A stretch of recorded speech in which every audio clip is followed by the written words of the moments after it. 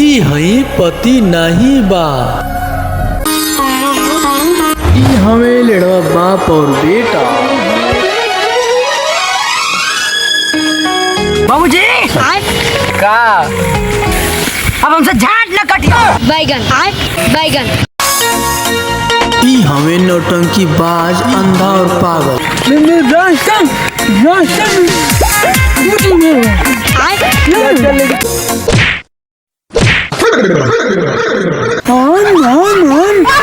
क्या करी हमके खुद पागल बनी।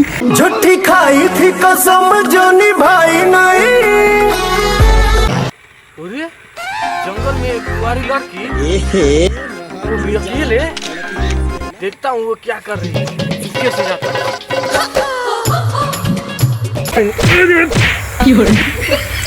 चुम्मा का चुम्मा हलवा रे ते देखा सो तो दरिया का हो देखा सो का हो का हो दरिया देखता रे